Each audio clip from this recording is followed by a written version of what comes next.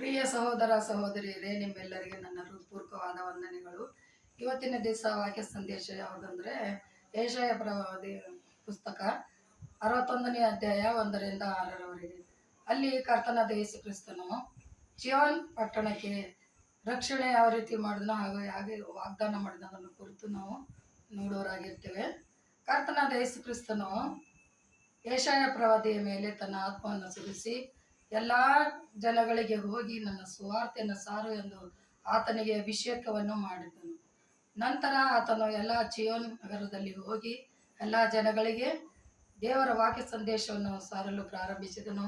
ದುಃಖದಲ್ಲಿದ್ದವರನ್ನು ಶಾಂತಿಯನ್ನು ಒದಗಿಸಿದನು, ಬಂದಿಗಳಾದವರನ್ನು ಬಿಡುಗಡೆ ಮಾಡಿದನು, ಸೆರೆಮನೆಯಲ್ಲಿದ್ದವರನ್ನು ಬಿಡಿಸಿ ಪ್ರಚುರಪಡಿಸಿದನು, ಹಾಗೂ ಬೂದಿಯಲ್ಲಿ ಕುಳಿತು ದೇವರನ್ನು ಆರಾಧಿಸುವವರಿಗೆ ಶಿರೋಭೂಷಣವನ್ನು ಕೊಡುತ್ತೇನೆ ಅಂತ ಹೇಳಿದನು. ಹಾಗೆ ದೇವರ ವಾಕ್ಯ ಇನ್ನೊಂದು ಹೇಳುತ್ತಂದರೆ, ಎರಡನೇ ಬರುಣಕ್ಕಾಗಿ ಕರ್ತನಾದ ಯೇಸು ಕ್ರಿಸ್ತನು ಬರುವ ದಿನದಲ್ಲಿ ಯಾವಾಗ ಬರುತ್ತೋ ಯಾರಿಗೂ ಗೊತ್ತಿಲ್ಲ, ಅಕಸ್ಮಾತ್ತಾಗಿ. ಅದಕ್ಕಾಗಿ ಚೇತಾವಣೆ ಅಂದರೆ ಎಲ್ಲ ಜನರಿಗೆ ಎಚ್ಚರಿಕೆಯನ್ನು ಕೊಡಿರಿ ಅಂತೇಳಿ ಸುವಾರ್ತೆಯನ್ನು ಸಾರುತ್ತಾ ಹೋಗ್ರಿ ಅಂತ ಹೇಳ್ತಾರೆ. ಅದೇ ರೀತಿಯಿಂದ ಚಿಯೋನ್ ನಗರದಲ್ಲಿ ಇರ್ತಕ್ಕಂಥ ಎಲ್ಲ ಹಳೆ ನಿವಾಸಗಳನ್ನು ಹೊಸದಾಗಿ ಮಾಡು, ಹಾಗೂ ಯಾರು ಶೋಕಿತರಾಗಿರ್ತಾರೋ ಅವರಿಗೆ ಆನಂದದ ತೈಲವನ್ನು ಹಚ್ಚು, ಹಾಗೂ ಹಳೆ ಕಾಲದ ತಲಾಂತರಗಳಲ್ಲಿ ಇರ್ತಕ್ಕಂಥ ಎಲ್ಲ ನಿವಾಸಗಳನ್ನು ಜೀರ್ಣೋದ್ಧಾರ ಮಾಡಿ ಆ ಜನರಿಗೆ ನಾನು ಸಹಾಯವನ್ನು ಮಾಡುತ್ತೇನೆ ಅಂತ ದೇವರ ವಾಕ್ಯ ಹೇಳುತ್ತದೆ.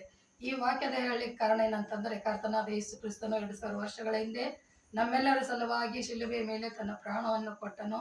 ಅದಕ್ಕಾಗಿ ನಾವೆಲ್ಲರೂ ನಿತ್ಯ ಜೀವ ಹೊಂದಬೇಕೆಂದು ಎರಡನೇ ವಾರದ ಬರುವಿಕೆಯಲ್ಲಿ ತುಂಬ ತಡವಾಗ ಕಾರಣ ಅಂದರೆ ನಾವೆಲ್ಲರೂ ಅಂದರೆ ಪ್ರತಿಯೊಬ್ಬರೂ ನಿತ್ಯ ಜೀವನ ಹೊಂದಲಿ ಅಂತಂದೇ ಸಮಯ ಕೊಟ್ಟಿದ್ದಾರೆ. ಆ ಸಮಯವನ್ನು ಸದುಪಯೋಗ ಪಡಿಸಿಕೊಳ್ಳಬೇಕೆಂದು ನಮ್ಮೆಲ್ಲರಿಗಾಗಿ ಕರ್ತನಾದ ಯೇಸು ಕ್ರಿಸ್ತನ ಈ ಪ್ರಚಾರವಾಗಿರುತ್ತದೆ. ಹಾಗೂ ಅದೇ ಯೆಶಾಯ 61:8 ಹೇಳ್ತದಂದರೆ, ಯೆಹೋವನೆಂಬ ನಾನು ನ್ಯಾಯವನ್ನು ಪ್ರೀತಿಸುತ್ತೇನೆ, ಹಾಗೂ ಕೊಳ್ಳೆಯನ್ನು ಸುಳ್ಳನ್ನು ದ್ವೇಷಿಸುತ್ತೇನೆ, ಹಾಗೂ ಸತ್ಯಸಂಧತೆಯಲ್ಲಿ ಅನುಸರಿಸಿ ನಡೆಯುವವರಿಗೆ ತಕ್ಕಂಥ ಪ್ರತಿಫಲವನ್ನು ಕೊಡುತ್ತೇನೆ, ಹಾಗೂ ಸದಾ ನಿಮ್ಮೊಂದಿಗೆ ಇರುತ್ತೇನೆಂದು ನಾನು ಅವರೊಂದಿಗೆ ಒಡಂಬಡಿಕೆಯನ್ನು ಮಾಡಿಕೊಳ್ಳುತ್ತೇನೆ, ಆ ಜನಾಂಗದವರಿಗೆ ಪ್ರಖ್ಯಾತಿಯನ್ನು ಪಡಿಸುತ್ತೇನೆ ಅಂತೇಳಿ ದೇವರ ವಾಕ್ಯ ಹೇಳ್ತಾರೆ. ಅದಕ್ಕಾಗಿ ನಾವು ಎಲ್ಲರೂ ದೇವರ ಕಡೆಗೆ ತಿರುಗಿಕೊಂಡು ಆತನ ಪ್ರಸನ್ನತೆಗಾಗಿ ಎದುರು ನೋಡುತ್ತಿರುವಾಗ ನಿರೀಕ್ಷಿಸ್ತಾ ಇರಬೇಕಂತೇಳಿ ಯೆಶಾಯ ಪ್ರವಾದಿ ನಮ್ಮೆಲ್ಲರಿಗೆ ಈ ವಾಕ್ಯವನ್ನು ಹಂಚಿದ್ದಾನೆ. ಪ್ರಾರ್ಥನೆ ಮಾಡೋಣ. ಅತಿ ಪರಿಶುದ್ಧ ಸ್ಥಳದಲ್ಲಿ ವಾಸ ಮಾಡುವ ಪರಮ ಪ್ರೀತಿಯುಳ್ಳ ಕರ್ತನೇ, ಅಪ್ಪ ಯೇಸುವೆ, ಈ ಸಮಯದಲ್ಲಿ ಕರ್ತ ನಿನ್ನ ವಾಕ್ಯವನ್ನು ನಾವೆಲ್ಲರೂ ಯೆಶಾಯ ಪ್ರವಾದಿ ಮೂಲಕವಾಗಿ ಕೇಳಿದ್ದೇವೆ.